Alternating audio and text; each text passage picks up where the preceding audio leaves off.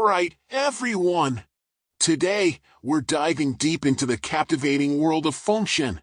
Let's explore the thrilling story from Chapter 3, Su Hu fails to reverse the defeat in battle and Ji Chang rescues the situation by sending Daji to the palace. It's like an epic mix of fantasy, political intrigue, and adventure, just like the most exciting American dramas. I'm sure you'll be hooked from the very beginning. First, let's talk about the historical background. The Shang Dynasty was around from 1600 to 1046 BCE. Back then, they had an enfeoffment system, which was a bit like feudal Europe, but on a much larger scale. You know how in feudal Europe, lords had a lot of power in their lands?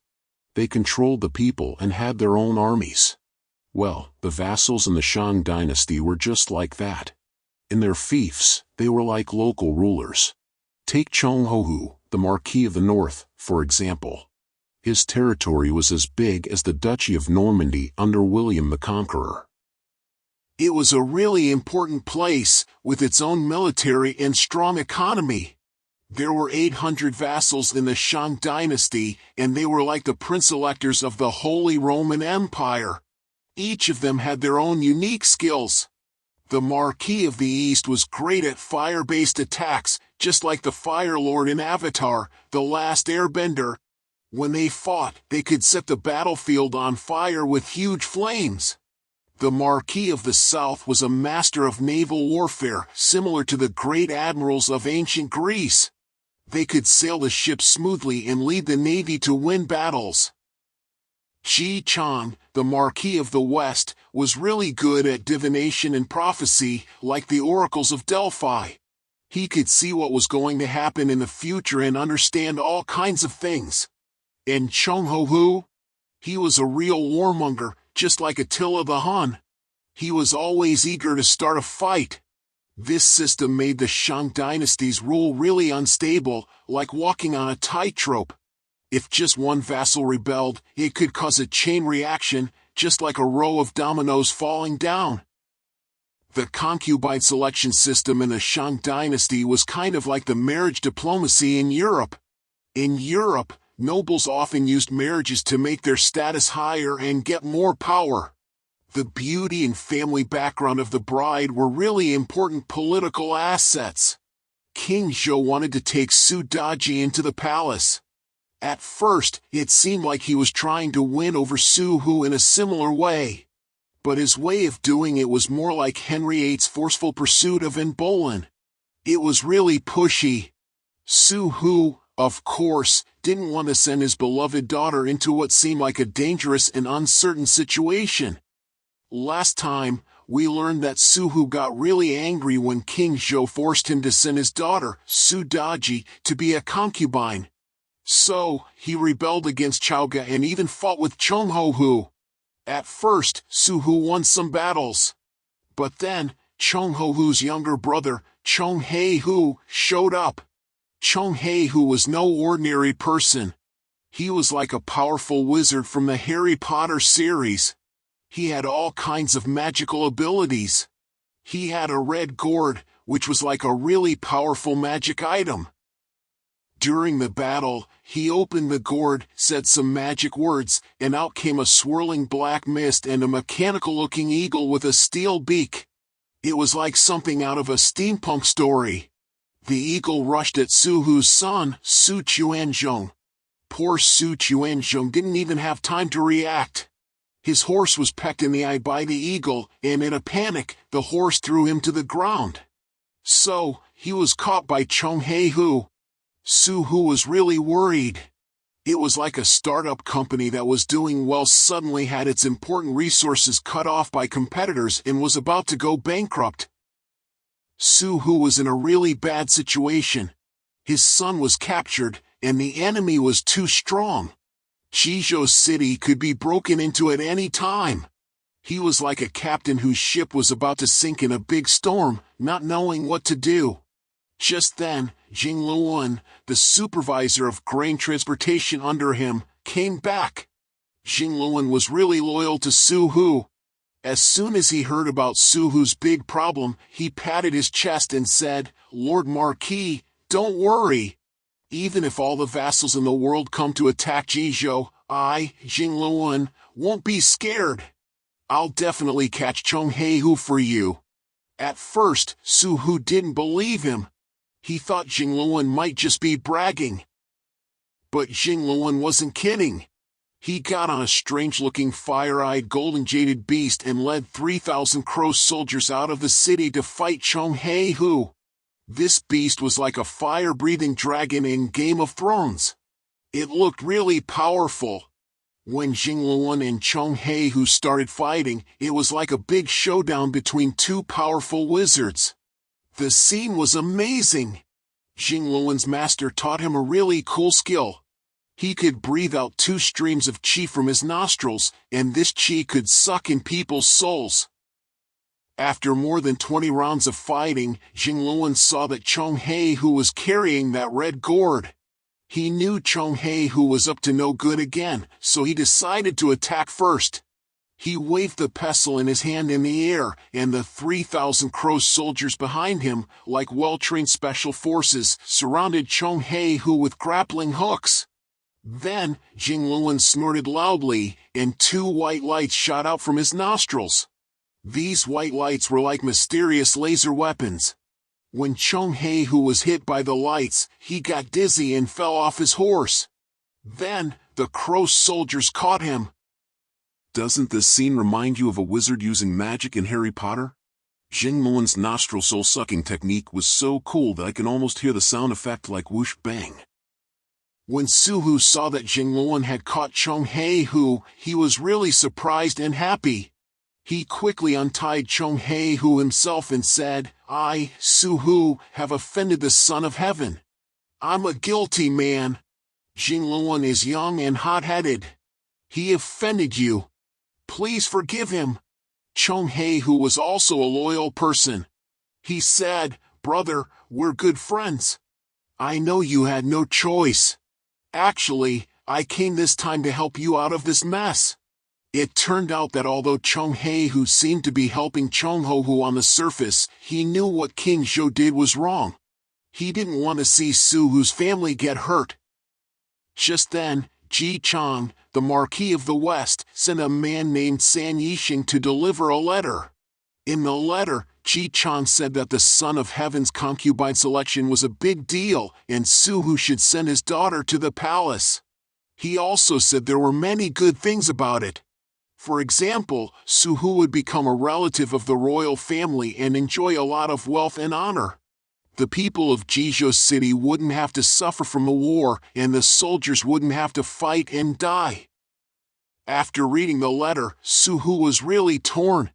He knew what Ji Chang said made sense, but he didn't want to part with his daughter. But if he didn't agree, Jizhou City would be lost, and his whole family would be in danger. After thinking for a long time, Su Hu finally decided to send his daughter to Chaoga. He set off with Daji, feeling really sad all the way. When they got to Inzhou, the local post station official told them that a demon had appeared in this post station 3 years ago, and since then, no one passing by dared to stay. But Su Hu thought he was sending his daughter to the Son of Heaven, so he wasn't afraid. He decided to stay. At night, strange things happened. At the 3rd watch, a strong wind blew, and the lamp went out with a pop. After a while, it lit up again by itself. Then, they heard the maids in the back hall shouting, "There's a demon coming!" Su Hu quickly picked up a lamp and a whip and ran to the back hall. But the lamp was blown out by the evil wind again. When he got back to the back hall, the maids were all scared. Su Hu ran to Daji's bedside and asked her if she saw the demon. Daji said, "I heard the maids shouting in my dream. Just as I was about to get up and check, you came, Father. I didn't see any demon." In fact, Daji at this time was no longer his real daughter. She was a 1,000-year-old fox spirit.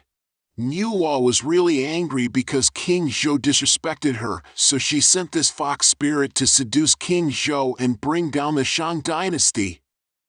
The fox spirit took the chance when Su Hu wasn't paying attention and possessed Daji's body. Su Hu didn't notice at all that his daughter had been replaced. He was still worried about whether she was scared. It was really dramatic.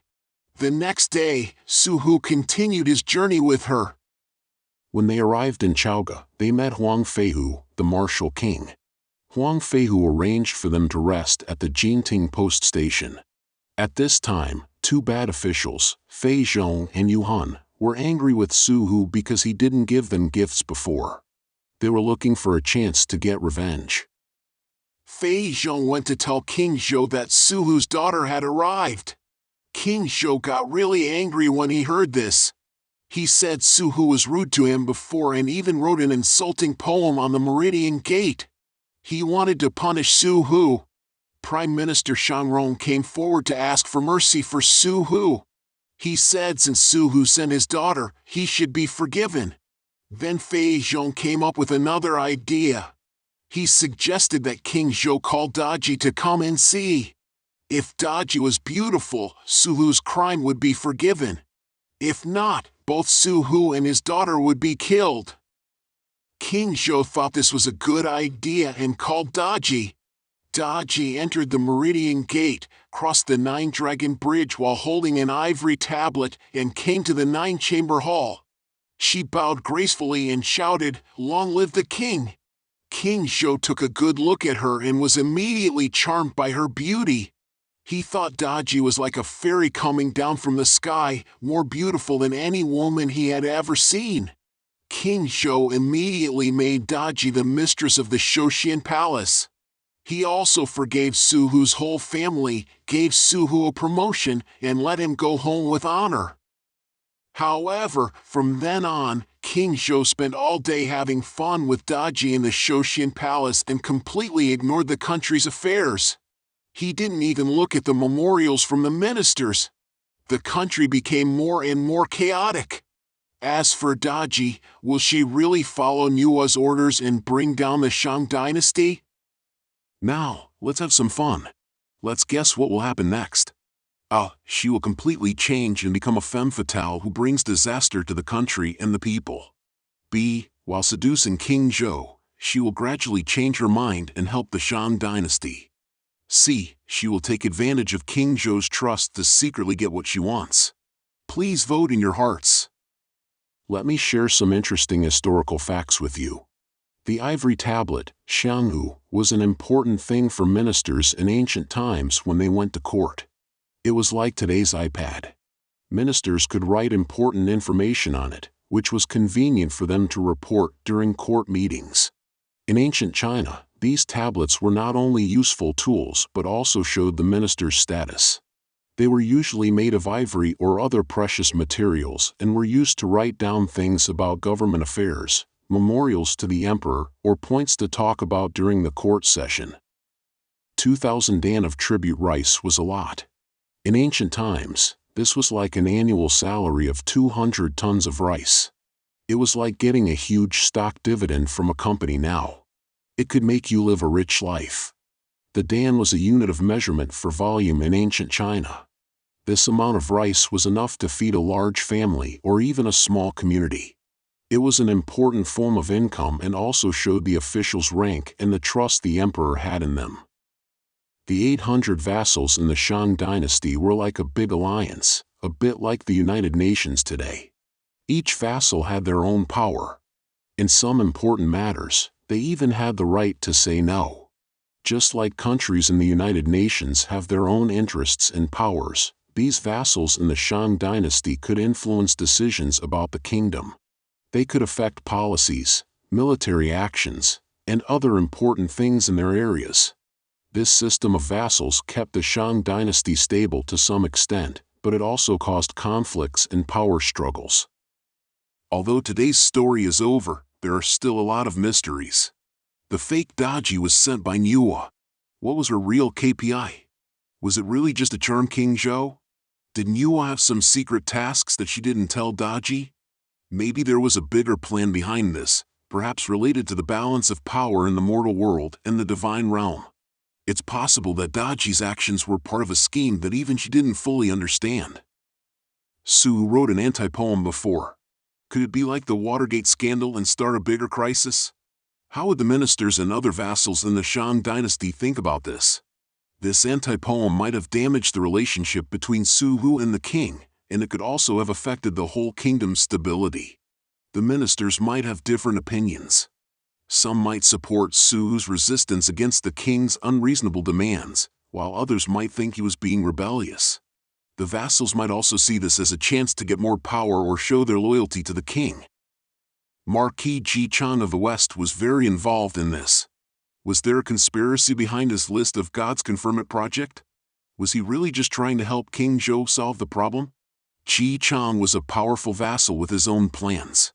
The list of God's conferment might be a tool for him to get more power and influence.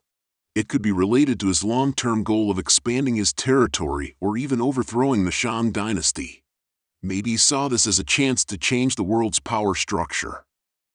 Join me next week at the same time as we uncover the secrets of Daji's palace power climbing story and the heart extraction of Bygone. It's going to be even more exciting. Don't miss it!